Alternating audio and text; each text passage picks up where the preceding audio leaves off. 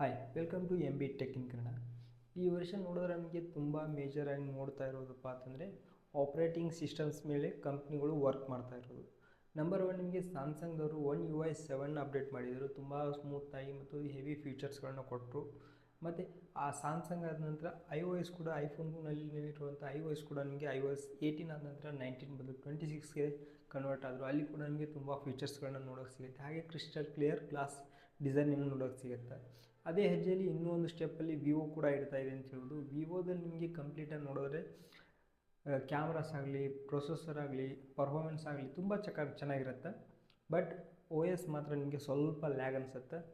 ಹಾಗಾಗಿ ಅದನ್ನು ಅವರು ಇಷ್ಟು ದಿನ ಆದ ನಂತರ ಇವಾಗ ತಿಳ್ಕೊಂಡು Origin 6 ಅನ್ನೋಂಥ OSನ ಇಂಡಿಯಾದಲ್ಲಿ ಲಾಂಚ್ ಮಾಡ್ತಿದ್ದಾರೆ. ಇದ್ರ ಬಗ್ಗೆ ಕಂಪ್ಲೀಟಾಗಿ ಮಾಹಿತಿ ತಿಳಿಸ್ಕೊಡ್ತೀನಿ. ದಯವಿಟ್ಟು ನಮ್ಮ ಚಾನಲ್ನ ಸಬ್ಸ್ಕ್ರೈಬ್ ಮಾಡ್ಕೊಂಡು ಸಪೋರ್ಟ್ ಮಾಡಿ. ತುಂಬ ಜನ ವಿವೋ ಫೋನ್ಸ್ನ ತೊಗೊಂಡ ನಂತರ ಅದರಲ್ಲಿ OSನ ಸ್ವಲ್ಪ ಲ್ಯಾಗ್ನ ಇಶ್ಯೂ ಮಾಡ್ತಾರೆ, ನೋಟಿಸ್ ಮಾಡ್ತಾರೆ. ಅದು ನಿಮಗೆ ಅಷ್ಟೊಂದು ಕಸ್ಟಮೈಸಬಲ್ ಅನಿಸಲ್ಲ ಮತ್ತು ಸ್ಮೂತ್ನೆಸ್ ಕೂಡ ಅಷ್ಟೊಂದು ಅನಿಸಲ್ಲ, ಸ್ವಲ್ಪ ಬಲ್ಕಾಗಿ ಅನಿಸುತ್ತೆ ಯೂಸ್ ಮಾಡುವಾಗ.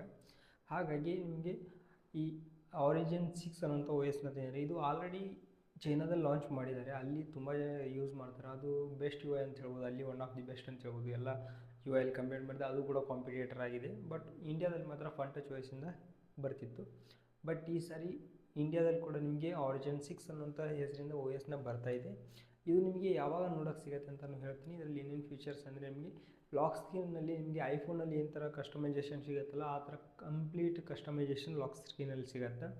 ಮತ್ತು ನಿಮಗೆ ಗ್ಯಾಜೆಟ್ಸ್ ಆಗಲಿ, ವಿಡ್ಜೆಟ್ಸ್ಗೂ ಕೂಡ ಫೋಲ್ಡ್ರಲ್ಲಿ ಇಟ್ಕೊಳ್ಳೋ ಥರ ನಿಮಗೆ ಫೀಚರ್ಸ್ ಇದರಲ್ಲಿ ಸಿಗುತ್ತೆ. ಮತ್ತು ಡೈನಾಮಿಕ್ ಐಸ್ಲ್ಯಾಂಡ್ ಥರ ನಿಮಗೆ ಮೇಲ್ಗಡೆ ಡೈನಾಮಿಕ್ ಐಸ್ಲ್ಯಾಂಡ್ ಕೊಡ್ತಾರೆ. ಇದರಲ್ಲಿ ಕೂಡ ನೀವು ಮಲ್ಟಿಪಲ್ ಆ್ಯಪ್ಸ್ನ ಯೂಸ್ ಮಾಡ್ಕೋಬಹುದು ಅಂತ ಹೇಳ್ತಿದ್ದಾರೆ Origin OS. ನಮ್ಮ ಹತ್ರ ವಿವೋ ಫೋನ್ಸ್ಗಳಿಗೆ ಯಾವಾಗ ಬರುತ್ತೆ ಅಂದರೆ ಡಿಸೆಂಬರ್ ಅಥವಾ ಜನವರಿ ತಿಂಗಳಲ್ಲಿ ಬರುತ್ತಾ, ಅಲ್ಲಿವರೆಗೂ ವೆಯ್ಟ್ ಮಾಡ್ತಾ ಇರಬೇಕು. ಮತ್ತು ಈ OS ನಿಮಗೆ ತುಂಬ ಸ್ಮೂತ್ ಅಂತ ಅನಿಸುತ್ತೆ ಅಂತ ಹೇಳ್ತಿದ್ದಾರೆ. ಬಂದ ನಂತರ ನಾವು ಯೂಸ್ ಮಾಡಿದ ನಂತರ ನೋಡೋಣ. ಆದರೆ ಇದರಲ್ಲಿ ಒಂದಂತರೂ ನಿಜ, ಕಸ್ಟಮೈಸಬಲ್ ಆಪ್ಷನ್ಸು ತುಂಬ ಇವೆ. ಐಫೋನ್ಗೆ ಹತ್ತಿರ ಅಂತ ಹೇಳ್ಬೋದು.